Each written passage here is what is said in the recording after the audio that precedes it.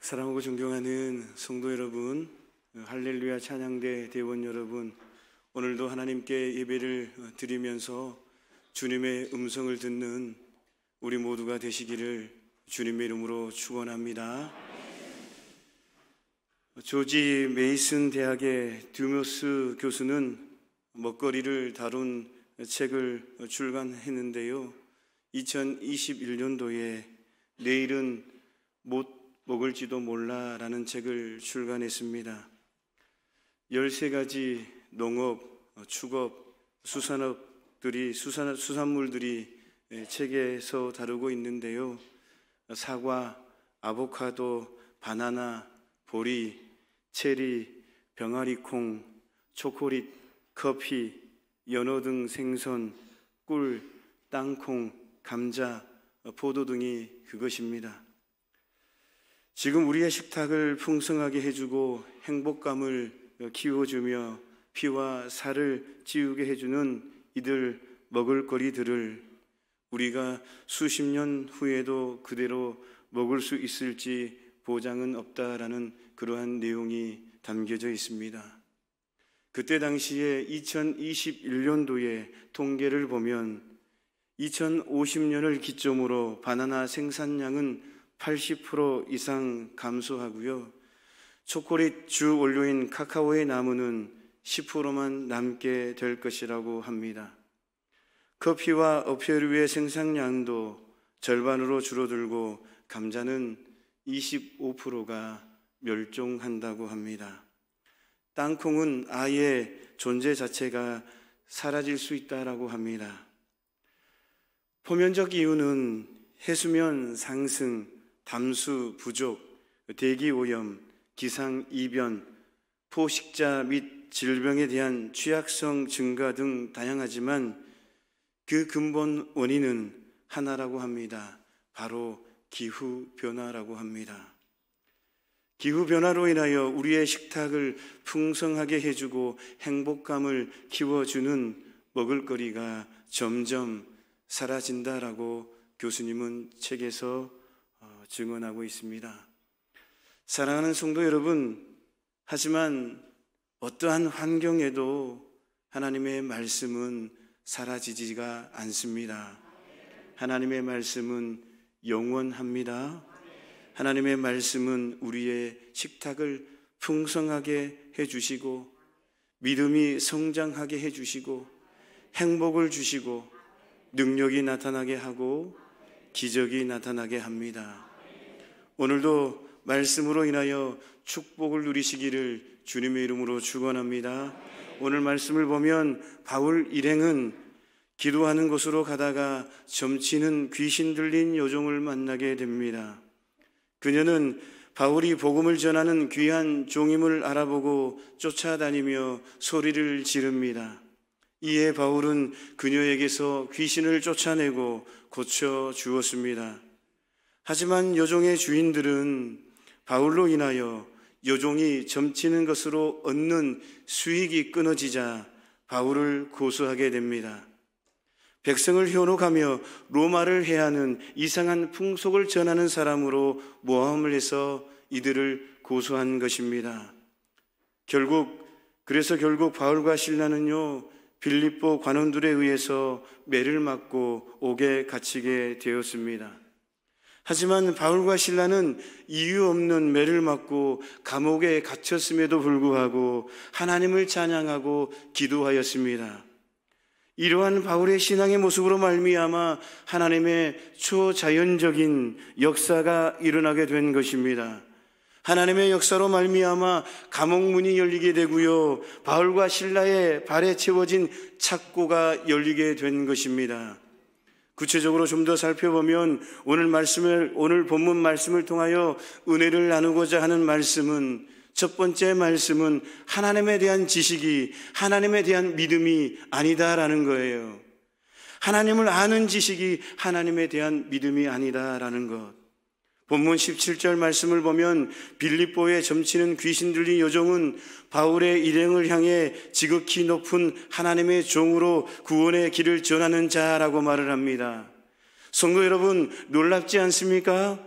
이 점치는 여인은 하나님과 하나님의 종들인 바울 일행에 대해 정확히 알고 있었다라는 사실입니다. 물론 그것은 그녀가 복음을 들었기 때문이 아니라 타락한 영으로 하나님에 대해 누구보다도 잘 알고 있는 귀신에게 사로잡힌 까닭이었습니다. 그런데요, 중요한 것은 이 여인에게는 하나님에 대한 지식이 있었지만 그렇다고 해서 하나님에 대한 믿음이 있었던 것은 아니다라는 거예요. 그녀는 귀신에게 사로잡혀서 사람들에게 사단과 귀신을 경배하는 일을 하였습니다. 이러한 사실이 우리에게 보여주는 것은요, 성도들 또한도 하나님께 대한 지식이 있다고 하여서 하나님에 대한 믿음이 있다라는 것은 아니다라는 거예요.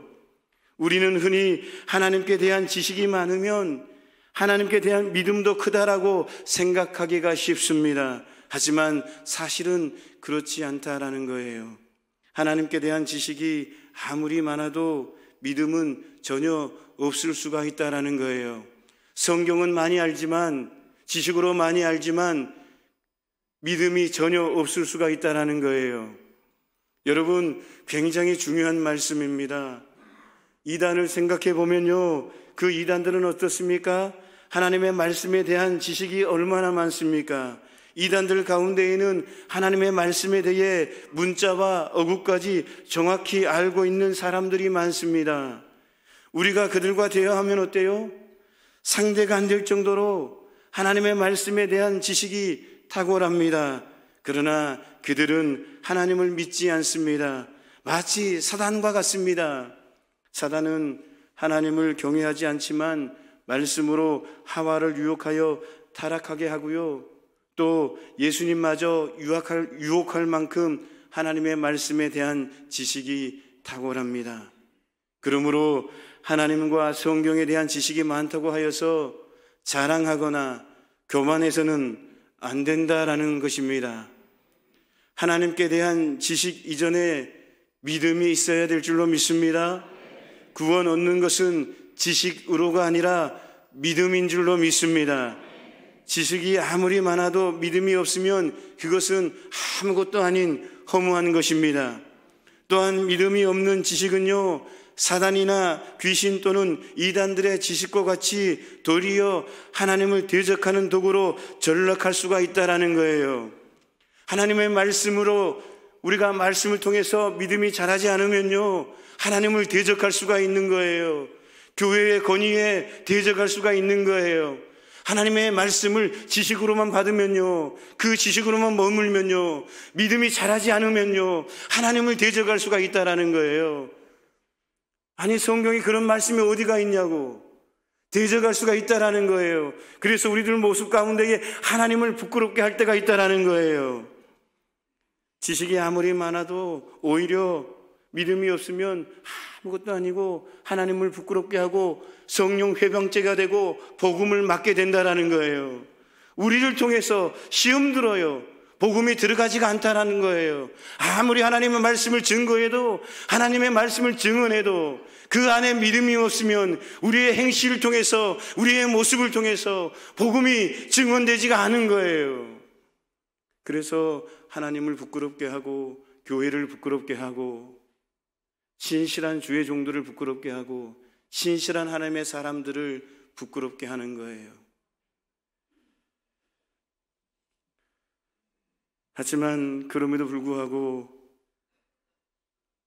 하나님의 자녀는요, 하나님과 하나님의 말씀에 대한 지식을 우리는 가져야 될 줄로 믿습니다. 그래야 우리가 믿는 것이 무엇이며 어떻게 신앙생활을 해야 하는지 알 수 있다라는 거예요. 그러나 그러한 지식은요, 좀 전에 말씀드린 대로 철저히 믿음과 결합되어야 하고 그 지식대로 믿어야 된다라는 거예요. 하나님의 말씀을 믿어야 되는 거예요. 하나님의 말씀을 아는 것만큼 우리 믿음 또한도 자라야 된다라는 거예요. 성도들 중에도 성경에 대한 지식은 많지만 그것을 믿지 못하는 사람이 많습니다. 그래서 말씀에 순종하지 못하고요, 말씀에 복종하지도 못하는 거예요. 그러므로 말미암아 살아계신 하나님을 체험하지 못하고요, 교회를 다니지만 하나님의 역사를 체험하지 못하고요, 능력과 권능을 체험하지 못한다라는 거예요. 성도 여러분, 이런 모습이 사단이나 귀신의 지식과 다를 것이 무엇입니까? 성도는 말씀을 아는 만큼 믿으려 애써야 하고 더욱 믿음을 키워 나가야 될 줄로 믿습니다. 하나님의 말씀이 우리 안에 그대로 믿음으로 들어와야 될 줄로 믿습니다. 말씀을 알 때마다 내 안에 있는 성령님이 움직여야 되는 거예요. 말씀을 아는 만큼 내 마음속에 있는 심령이 꿈틀꿈틀거려야 되는 거예요. 내 안에 있는 성령님이 역동이 일어나야 되는 거예요. 예수님의 심장이 펌핑을 해야 되는 거예요. 하나님 말씀이 그대로 믿어져야 되는 거예요. 하나님 믿습니다. 믿음대로 될 줄로 믿습니다. 사랑하는 성도 여러분, 하나님에 대한 지식을 하는 만큼 오늘도 더욱 믿음을 키워 나아가는 저와 여러분 모두가 되시기를 주님의 이름으로 축원합니다. 그러므로 말미암아 하나님의 능력을 누리시기를 주님의 이름으로 축원합니다. 두 번째 말씀은요, 성도가 예수님 때문에 고난 받으면요, 그 고난은 영광스러운 고난이다라는 거예요. 예수님 때문에 고난을 받으면 가벼운 고난이 아니라 하나님께서 인정하시는 영광스러운 고난이다라는 거예요. 본문 22절에서 24절 말씀을 보면 요종의 주인들에 의해 고소당한 바울과 실라가 빌립보의 관원들에 의해 매를 맞고 투옥되는 장면입니다. 그 장면이 기록되어 있습니다. 이 말씀을 보면 바울과 실라는 많은 매를 맞았다라고 기록되어 있습니다. 여기서 많이라는 단어는요, 헬라어로 플라스라는 단어를 사용하는데요, 수도 헤아릴 수 없을 정도로 무수한 매를 말합니다. 플러스, 많이, 수도 헤아릴 수 없는 정도의 무수한 매. 다시 말씀드리면 상관의 정지 명령이 있을 때까지 거의 무제한으로 맞았다라는 거예요.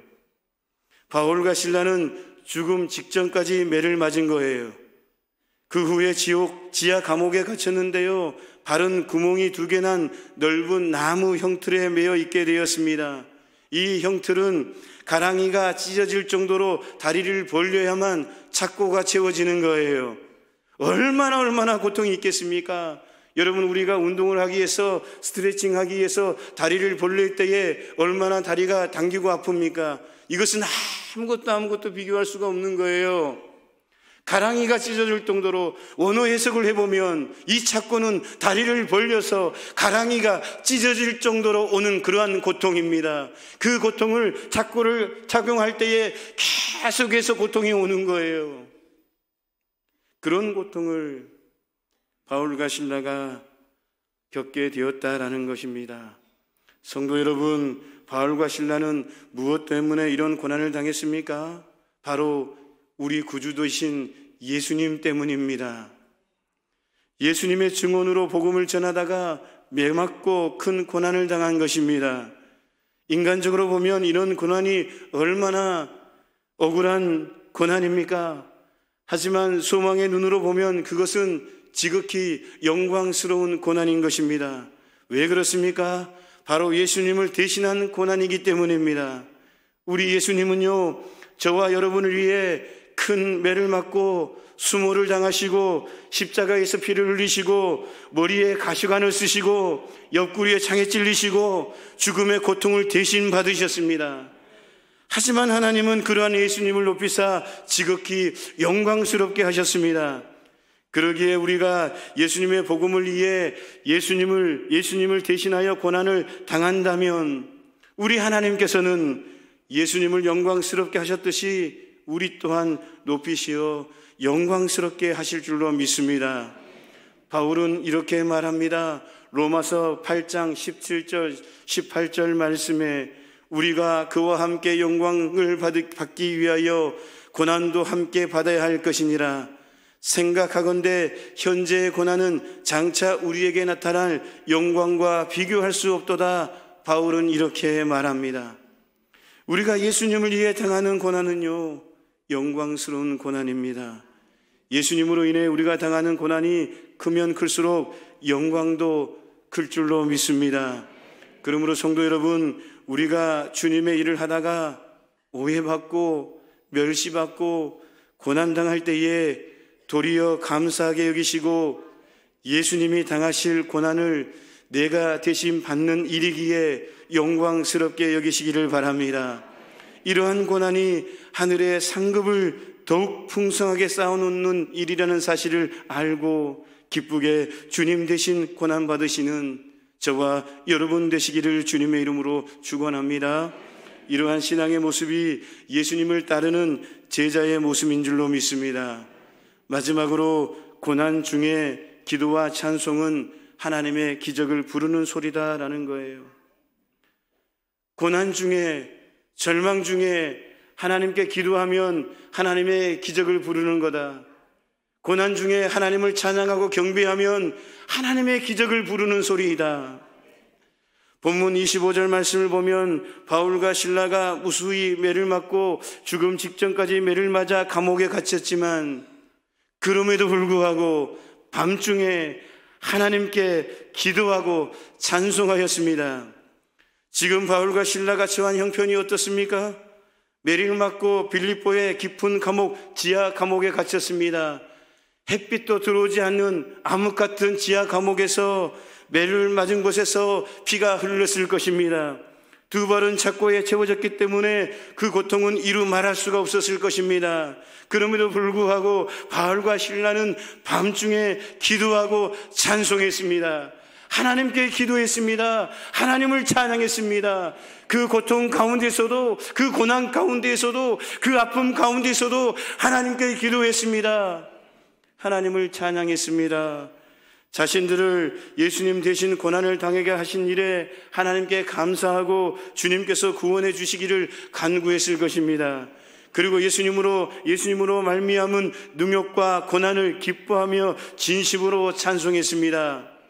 구약에서의 욥도 극한 고난 속에서도 하나님을 원망치 않고 찬송했습니다. 욥기 1장 21절 22절 말씀을 보면 이르되 내가 모태에서 알몸으로 나왔사온즉 또한 알몸이 그리로 돌아가올지라 주신 이도 여호와시요 거두신 이도 여호와시니 여호와의 이름이 찬송을 받으실지니이다 하고 이 모든 일에 욥이 범죄하지 아니하고 하나님을 향하여 원망하지 아니하니라. 사랑하는 성도 여러분, 앞이 보이지 않고 캄캄하고 어둡고 무서운 고난할 때가 되면 어떻게 합니까? 자신의 지혜로 문제를 해결하려고 하지는 않습니까? 사람의 지혜로 하려고 하지는 않습니까? 나약한 인간의 지혜로 해결하려고 하지는 않습니까? 사람들을 의존하고 사람들에게 문제를 해결해 달라고 하지는 않습니까? 그러나 진심으로 하나님을 잘 알고 의지하는 성도는 희망의 별도 소망의 햇볕도 없는 밤 같은 시기에 먼저 하나님을 의지하고 기도드립니다. 하나님, 이 문제를 해결해 주십시오. 오직 하나님만을 의지합니다. 하나님이 도와주시지 않으면 이 문제가 해결되지 않습니다. 하나님, 물질이 어렵습니다. 오직 하나님만이 이 물질을 해결할 수 있는 분이신 줄로 믿습니다. 물질의 주관자에는 하나님인 줄로 믿습니다. 하나님 도와주십시오. 하나님, 내 자녀의 앞길을 인도해 주십시오. 내 자녀가 홀로 있습니다. 주님 찾아가 주셔서 위로해 주시고 내 자녀를 격려해 주시고 내 자녀에게 힘을 주십시오. 부모의 힘으로는 할 수가 없습니다. 인간의 힘으로는 할 수가 없습니다. 나의 힘으로는 할 수가 없으니 오직 하나님께서 시간과 공간을 초월하신 하나님께서 우리 자녀를 만나 주십시오. 홀로 두지 마시고 외롭지 않도록 해주시고 내 자녀에게 평안함을 주십시오. 어둠의 영들이 떠나가게 해주십시오. 주님 역사해 주실 줄로 믿습니다. 전능하신 하나님만을 의지하고 기도해야 될 줄로 믿습니다. 그리고 모든 것을 합력시켜 선을 이루시는 하나님을 믿고 감사하며 찬송을 드리는 것입니다. 그러므로 시편 기자는 시편 42편 8절에 낮에는 여호와께서 그의 인자하심을 베푸시고 밤에는 그의 찬송이 내게 있어 생명의 하나님께 기도하리로다, 이렇게 고백합니다. 사랑하는 성도 여러분, 언제가 기도하고 찬미할 때입니까? 모든 일이 형통하고 평안할 때만 하나님께 감사하고 찬송해야 합니까? 그렇지 않다라는 것입니다. 앞이 캄캄하여 앞이 보이지 않을 때, 어디로 가야 할지 길을 잃었을 때, 아무리 생각해 보아도 방법을 찾지 못할 때 하나님께 감사하고 찬송해야 된다라는 사실입니다. 우리를 해하려고 하는 적들이 사방에서 노려보고 있을 때, 소망도 없고 희망의 불빛도 보이지 않는 절망에 빠져 있을 때 더욱 하나님을 의지하고 감사하며 찬송해야 될 줄로 믿습니다. 하나님은 우리가 고난에 처하여 간구할 때에 우리를 구원하시라고 말씀하셨습니다. 시편 91편 15절 말씀에 그가 내게 간구하리니 내가 그에게 응답하리라. 그들이 환난 당할 때에 내가 그와 함께하여 그를 건지고 영화롭게 하리라. 오늘 본문 말씀을 보면 어떻게 되었습니까? 바울과 실라가 고난 중에도 기도하고 찬송하니 어떻게 되었습니까? 옥문이 열리고 착고가 풀리지 않았습니까? 고난 중에 기도와 찬송은 하나님의 기적을 부르는 소리인 줄로 믿습니다. 성도 여러분, 모든 일이 잘 될 때 찬송하고 하나님께 감사하는 것은 불신자들도 할 수가 있습니다. 그러나 밤같은 환난과 고난을 당할 때에 더욱 하나님을 의지하고 기도하며 찬송하는 일은 믿음으로 행하는 우리 성도들밖에 없다라는 사실입니다. 아무리 지륵 같은 절망의 때라도 하나님께 감사하고 간구하고 찬송하면 하나님께서 반드시 구원의 은혜를 베풀어 주신다라는 사실을 믿으시기를 주님의 이름으로 축원합니다. 왜냐하면 하나님의 권능과 자비를 믿음으로 행하는 일이기 때문입니다. 시편 이런 믿음으로 간구하고 찬송하는 성도에게 하나님은 기쁘게 응답하시고 모든 문제를 하나님과 선과 의로운 가운데에 해결해 주실 줄로 믿습니다. 사랑하는 성도 여러분, 말씀을 마무리합니다. 오늘 우리에게 주신 첫 번째 말씀, 하나님에 대한 지식이 하나님에 대한 믿음이 아니다라는 것. 그래서 늘 우리는 겸손해야 된다는 것. 하나님 앞에 늘 겸손히 하나님 앞에 순종하고 하나님 말씀 앞에 복종하고 내 자아를 비우고 내 생각을 비우고 오직 하나님만 말씀을 채워나가며 믿음으로 살아가야 된다는 것. 성경을 아는 만큼 우리의 믿음 또한도 자라야 된다는 것. 하나님의 말씀이 믿어져야 된다는 것. 그리고 성도가 예수님 때문에 받는 고난은 영광스러운 고난이라는 것. 예수님 때문에 핍박받습니까? 예수님 때문에 성곽을 당합니까? 예수님 때문에 손해를 받습니까? 이 모든 부분은 하나님의 영광이라는 거예요. 하나님께서 갚아주실 줄로 믿습니다. 하나님께서 세워주실 줄로 믿습니다. 우리 하나님은 세상에 손가락질 당하고 부끄러움을 당하지만 오직 하나님께서는 우리를 세워주셔서 부끄럽지 않게 해주시고 우리를 세워주실 줄로 믿습니다. 마지막으로 고난 중에 기도와 찬송은 하나님의 기적을 부르는 소리인 줄로 믿습니다. 이 말씀을 오늘 심령에 담으며 기적을 누리며 살아가는 저와 여러분 모두가 되시기를 주님의 이름으로 축원합니다. 하나님 아버지, 오늘 우리에게 말씀을 주시니 참으로 감사합니다. 이 말씀대로 늘 승리하며 믿음을 키워나가며 하나님께서 약속하신 축복을 누리며 살아가는 우리 모두가 되게 하여 주옵소서. 살아계신 하나님의 기적을 체험하는 우리 모두가 되게 하여 주옵소서. 예수님의 이름으로 기도하옵나이다. 아멘.